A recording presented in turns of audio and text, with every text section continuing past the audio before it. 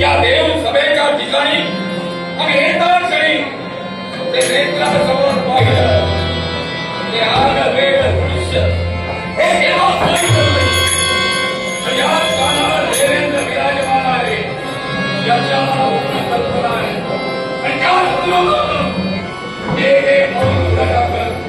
या देव सभेच्या ठिकाणी आपण आलेल्या ठिकाणी देवतांचा राजा देवेंद्र याला करून देवी देवराज देवेंद्र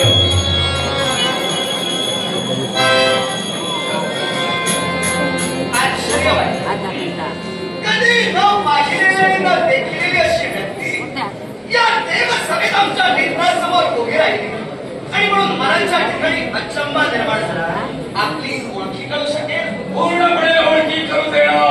आल्याला तुम्ही माझ्या नावानं मला हात दिला अर्थात माझ्या नावाची तुम्हाला ओळखी करून देण्याची गरज नाही. माझी ओळख ठेवूनच आला. सहजासहजी माझा ओळख मला झालेली सहजासहजी माझा परिचय कुणाला होत नाही. मी कुणाजवळ शक्यतो जाण्याचा प्रयत्नही करत नाही, पण जिथं जाण्याचा प्रयत्न करतो तिथं कशा प्रकारचं कार्य असेल तरच पावलं टाकतो. आणि तुमच्या या देव दरबाराच्या ठिकाणी ज्यानं पावलं टाकली निर्भीडपणानं पूर्ण विश्वासानं रुद्रासूर तुमच्या समोर उभा आहे. रुद्रासूर शब्द देहाला आश्चर्य वाटतं. रुद्रासूर या देवसभेत आपली अनाऊट उपस्थिती देवराज देवेंद्रला पाहिली. आपण या देवसभेत आलात अर्थात या देवसभेच्या शिष्टाईनुसार देवराज देवेंद्र देवतांचा राजा या नात्यानं देवसभेत आपलं सहर्ष स्वागत करतो आहे. देवसभेतील मानाचं अतिथी आसन भूषवा आणि तदनंतर आपल्या येण्याचं प्रयोजन आम्हाला आपल्या मुक्त कंठ्यानं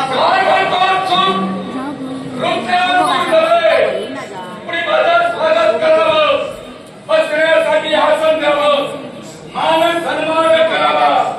याच्या पलीकडे ज्याचा सांगतो रुद्रासूर तुझ्या समोर उभा टाकलाय त्या ठिकाणी तो फक्त न्यायासाठी देवराज देवेंद्रपाशी देवतांच्या राजापाशी न्याय मागावा या अपेक्षेने या देवसभेत जर का बोला असेल अरे देवतांचा राजाच मी, देवतांचा न्यायाधीशच मी, देवतांचा न्याय देणारा देवराज देवेंद्र कोणाचा न्याय तुला देवा या अपेक्षेने तू इथपर्यंत बोला. न्याय तुझ्याशी मी करणार. न्याय मागण्यासाठी आलो असताच तो न्याय परिपूर्ण कसा मिळेल याचा विचार करणार. पण सुरुवातीपासून शेवटपर्यंत न्यायाच्या ठिकाणी विराजमान हो किंबहुना उभा ठाक. पण माझ्या नेत्रात नेत्र घालून प्रत्येक प्रश्नाचं उत्तर मला हवंय. मी चालू याच्या मनाची कारण एकच आहे. विश्वरूप हे नाव तुझ्या कधी ध्यानात आहे किंबहुना तुझ्या समोरून गेले की नाही. रुद्रासूर विश्वरूप या नावाची मला तशी बरीच ओळख आहे, पण रुद्रासूर या नावाची तशी मला ओळख नाही. आता रुद्रासूर हे नाव आणि विश्वरूप हे नाव या दोन नावातील नेमका जो भाव आहे, या दोन नावातील नेमकं जे अंतर आहे ते फक्त तुझ्या मुक्त कंठानं तू स्पष्ट करून सांग, म्हणजे विश्वरूप या नावाची माझी ओळख मी तुला पटवून देईन. जर गोष्ट पटवून दिली तर त्याला काही अर्थ राहत नाही. मी नेमका कशासाठी आलोय याची उत्कंठा तुलाही लागली पाहिजे, याची उत्कंठा यांनाही लागली पाहिजे. उत्कंठा माझी त्याला म्हणजे तुझ्या या दरबाराच्या ठिकाणी बसले तुझी प्रजा, ही देव प्रजा, यांना उत्कंठ आहे. रुद्रासूर का आलाय ज्या विश्वरूपाच्या बाबतीत अन्याय तू केलाय म्हणजे तो त्रिशिरा. या त्रिशिरानं तुझं काही वाईट केलं होतं, कोण मारलं होतं, जेणेकरून त्याच्या नाशासाठी तू कारणीभूत ठरला. त्याच्याशी आपला संबंध पूर्णपणे आहे. ज्या त्रिशिराचा बाप कष्ट तो माझाही माझा आहे, तो माझाही भाव आहे आणि माझ्या बंधुमताच्या सुधासाठी मी तुझ्यापर्यंत आलोय. रुद्रासूर बंधुमताचा सूड घेण्यासाठी या देवसभेत देवराज देवेंद्र पर्यंत आपण उभे ठाकला. ठीक, आपलं म्हणणं मी ग्राह्यही माने, पण त्या पलीकडे जाऊन मी त्रिशिराचा शेवट जरूर केला. कृष्ण ऋषींचा पुत्र विश्वरूप या जन्मताच 3 शिरा असल्यामुळे त्याला त्रिशिरा म्हणून विश्व ओळखू लागलं. त्या त्रिशिराचा त्या विश्वरूपाचा शेवट देवराज देवेंद्रनं जरूर केला. पण तो कशासाठी केला आणि का केला? या विश्वाच्या स्थैर्यासाठी केला. तो त्रिशिरा अधर्माच्या मार्गाने चालत होता आणि अधर्माचा मार्ग एका ब्रह्मतत्वानं अवलंबून आहे. म्हणून त्या त्रिशिराचा शेवट या देवराज देवेंद्राला करावा लागला. यात काय माझं चुकलं? तुझं काय चुकलं हे संपूर्ण बोलल्यानंतर मी सांगेन. प्रत्येक प्रश्नाकडे माझं काय चुकलं, माझं काय चुकलं हे शब्द वापरू नकोस. ज्या त्रिशिराचा तू शेवट केला त्याला काय अधर्म केला होता म्हणून त्याचा शेवट तू केलास. मुळातच मी चुकलो नाही का? आणि म्हणूनच माझं काय चुकलं हे शब्द प्रयोग मी वापरले. आता त्यानं माझा काय गुन्हा केला हे जर बोट ठेवून तो विचारत असशील तर तेही तुला स्पष्ट करून न्यायासाठी आलो. मी न्यायालाच बोलणार. बोट ठेवणार. मी न्यायालाच बोलणार. तुझा जर न्यायावरच ठाम बोट असेल तर देवराज देवेंद्र सुद्धा न्यायालाच चालणार. मी गप्पा दिला नाही. ऐक, तुझ्या प्रश्नाचं उत्तर देतोय. रुद्रासूर, त्रिशिरानं माझा जरूर अपराध केला. त्रिशिरा माझा न्याय कक्षेत अपराधीच ठरला आणि म्हणून त्याचा शेवट मी केला. त्याचा शेवट मी हौसा मौजेसाठी केलेला नाही ना. त्याचं माझं कोणतं पूर्वजन्मीचं वैमनस्य होतं. मी त्याचा शेवट केला तो एकाच गोष्टीसाठी. हा त्रिशिरा 3 शिरांनी युक्त होता याची कल्पना तुला असेल. कारण नावातच आहे, कल्पनेची गरज नाही. नावच त्रिशिरा, 3 डोकी. मुद्दा स्पष्ट करण्यासाठी बोललो. म्हणूनच तुला माहित आहे की नाही हे मी बोललो. मी मुद्दाम स्पष्ट केला, तू मुद्दाम स्पष्ट केला, मी मुद्दाम तो पुन्हा स्पष्ट केला. बरीच प्रगती आणि तयारी करून आला. तुमच्या सानिध्यात यायचं असेल, तुमच्या सानिध्यात यायचं असेल तर प्रगतीशिवाय येणं उचित नाही. आणि तू म्हणतोय की बरीच प्रगती केली. अरे तुम्ही ही प्रगती करताय याच्या पूर्वीपासून आमची प्रगती सुरू आहे. आमची म्हणजे माझी नव्हे, माझ्या परिवाराची स्पष्टा, विश्वरूप आणि आता मी यांनी प्रगती केली म्हणून तुम्हाला इथं वर आता येतंय. बोल. काही हरकत नाही. जे काही बोललास मनापासून मला आवडलं. आता त्रिशिरानं माझा काय अपराध केला हे तू ऐकच ऐक. शिकण्यासारखं बोल.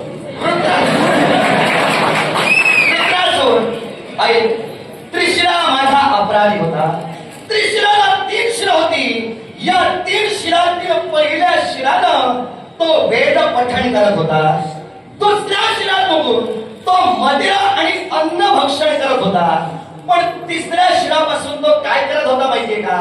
प्रत्यक्षात तो वेदांची निर्भत्सना करत होता. आणि वेदांची निर्भत्सना त्याच्या तिसऱ्या मुखातून होत होती.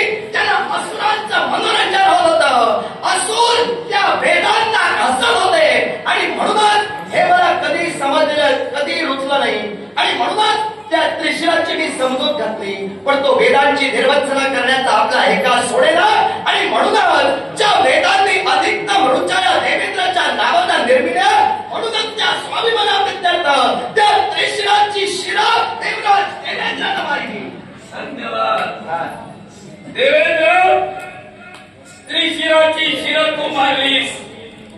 त्याच वेळी त्रिशिरा गतप्राण झाला होता असं तुला वाटलं. पण त्रिशिरा गतप्राण झाला नव्हता आणि म्हणूनच त्याचे नेत्र उघडे होते. त्याचं उग्र स्वरूप पाहून तुला सुद्धा अचंबा निर्माण झाला आणि म्हणूनच ती शिर वेगळी कशी करावी याचा संकल्प तुझा सुरू झाला. पण त्याच संकल्पात तू पूर्ण उतरेनास. कारण त्याचा शेवट करत असताना विजेचा लोळ त्याच्या मानेवर तू फेकलास. जेणेकरून त्याच्या मानेचा आणि देहाचा भेद झाला.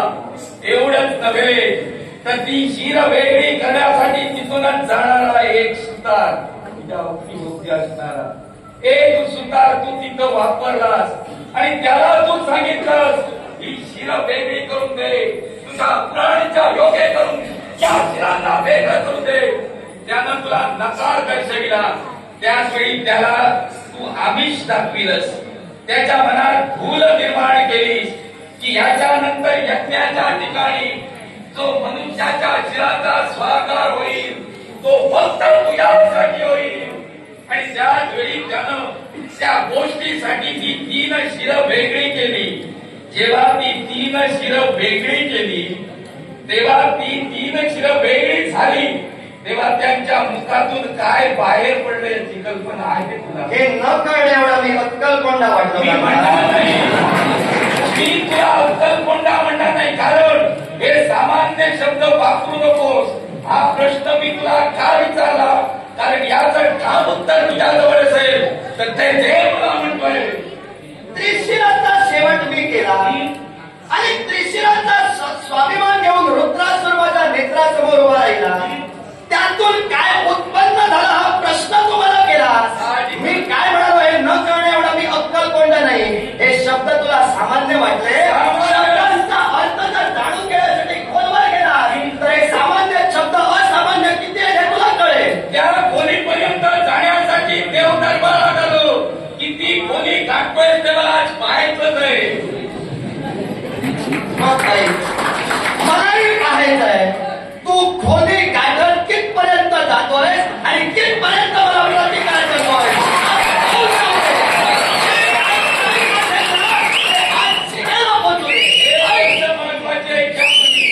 हे देव दरबार आहे.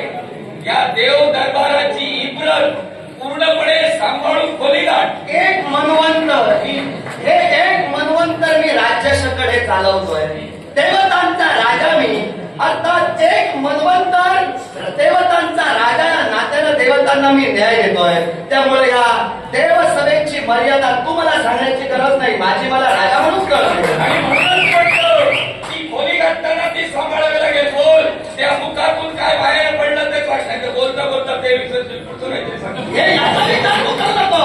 तुला सांगण्याआधी तर माझ्या जेव्हा पुन्हा तुझ्याजवळ पाय टाकणार नाही. मग बोल, मला तेच पाहिजे. ऐक, त्याच्या मुखातून जी 3 शिरं मी मारली त्यापासून 3 पक्षांची उत्पत्ती झाली.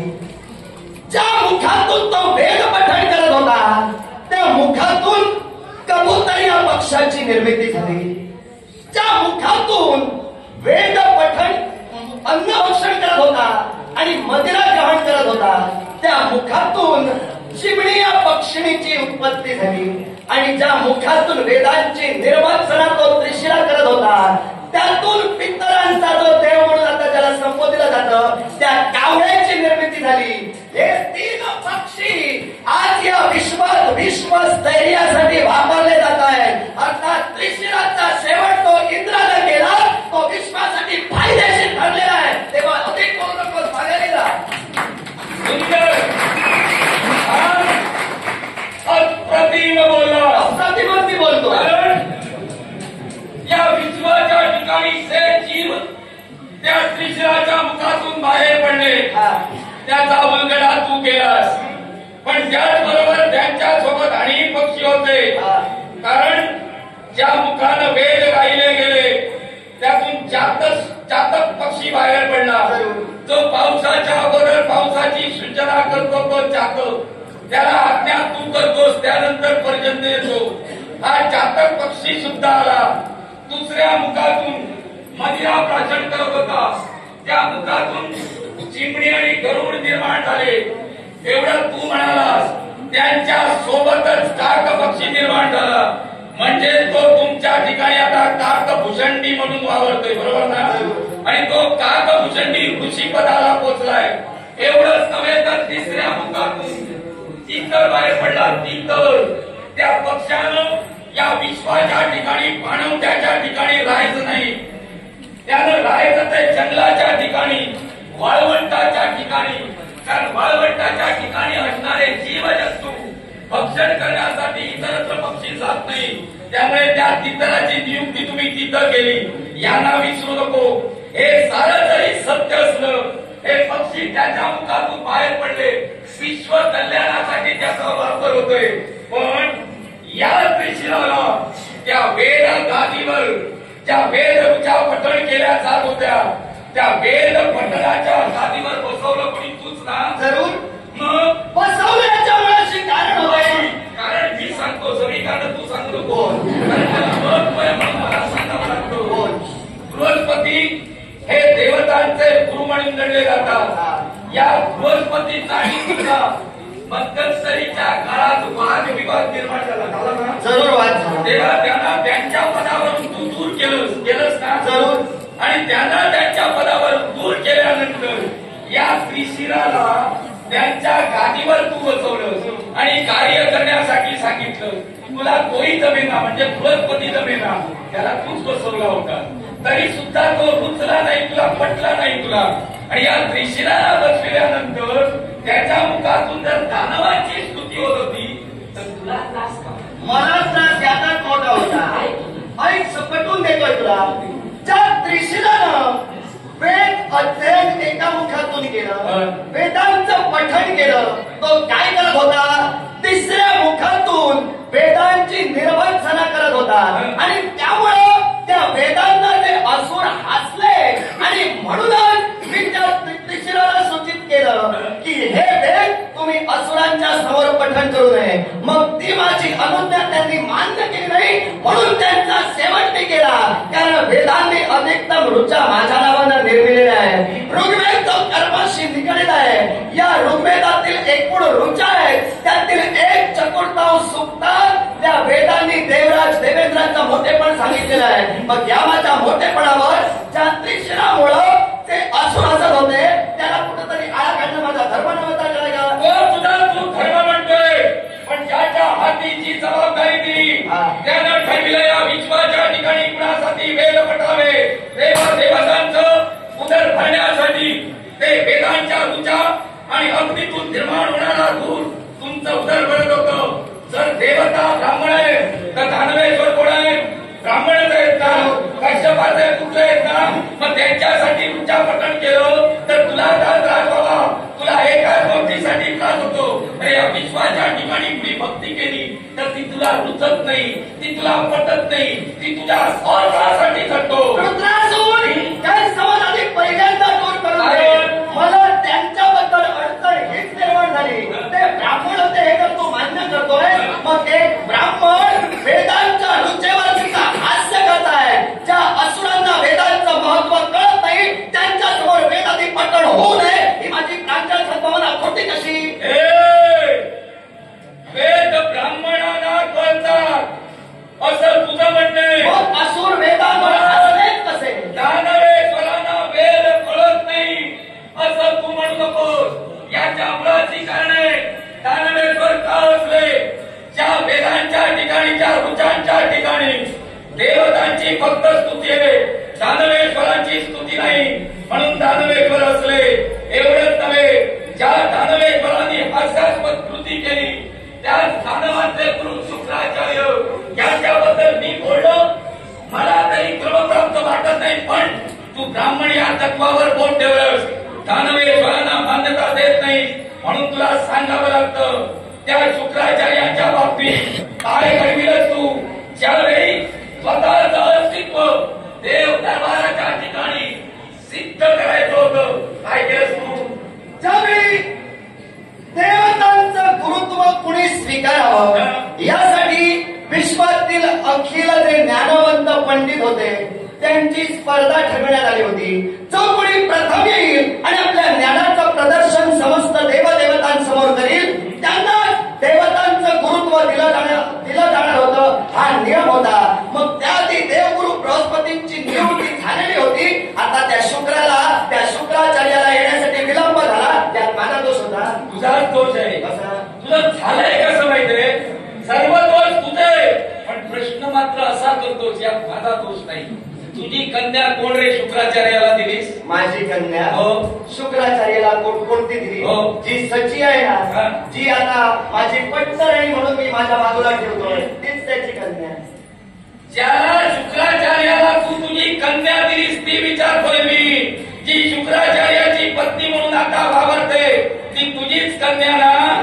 ज्या बृहस्पतीला दरबाराच्या ठिकाणी त्याच्या अगोदर तू उपस्थित केलं आणि त्याच दरबाराच्या ठिकाणी शुक्राचार्याला येण्यासाठी त्या तुझ्या कन्येला जयंतीला तू मार्गात त्याच्या सोडलं आणि त्याचा मार्ग रोखण्यासाठी सांगितलं. प्रेमाचे बलवंत एक जाळे तिनं त्यांच्या समोर केले ना आणि त्यांना फसवण्याचा प्रयत्न केला. त्यात त्यांचा कालावधी हा जास्त झाला. बृहस्पती दरबाराच्या ठिकाणी पोहोचला. एवढंच नव्हे तर त्यावेळी बृहस्पतीला सारे अधिकार तू देऊन मोकळा झालास. कारण तुझ्या मतात सामील होणारा बृहस्पती शुक्राचार्य तुझ्या मताप्रमाणे वागणारे नव्हते म्हणून ते तू कपट केलंस ना.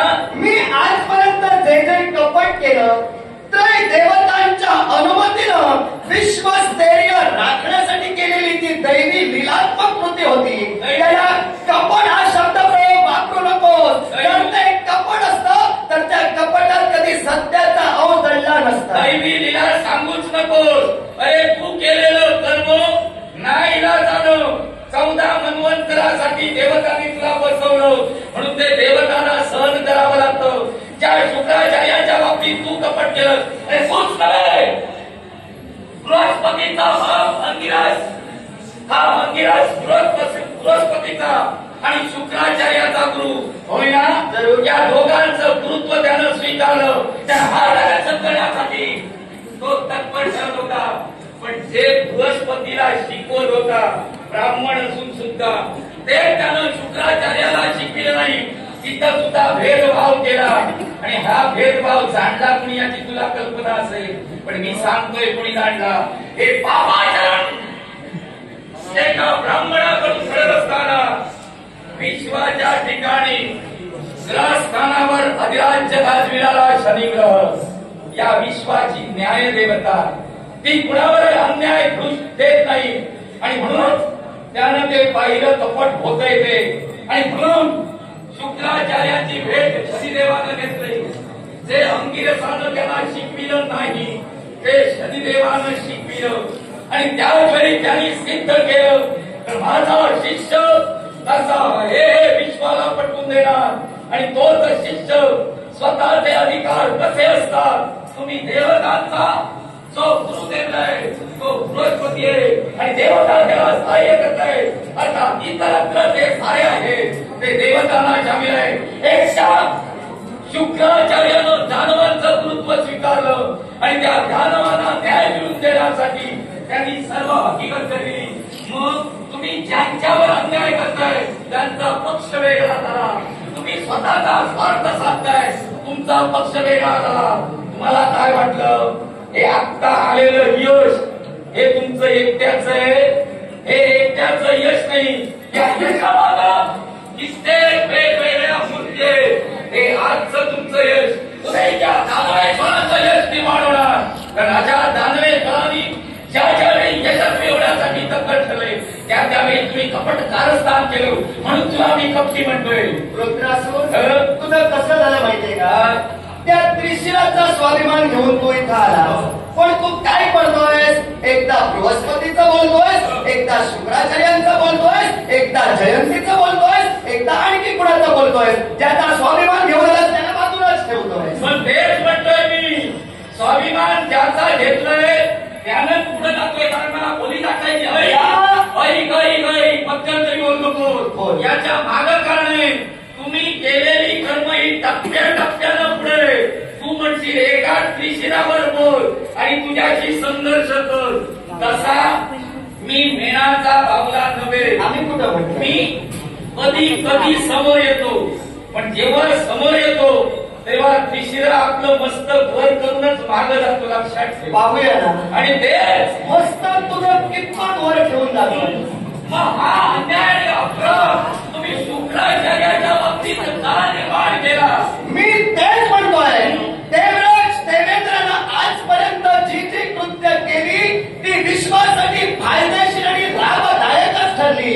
मी जी जी कृत्य केली ती एकट्या माझ्या मतानं केलेली नाही. त्याचा अखिल विश्वाला आतापर्यंत फायदा झाला लाभ झाला आणि म्हणूनच या देवतांच्या सत्य आसनावर मी अजूनही स्थित आहे. जर मी कुकर्मी तू म्हणत असशील मी जर अधर्माचा म्हणत असशील तर या राजगादीवर मी टिकलो नसतो. अरे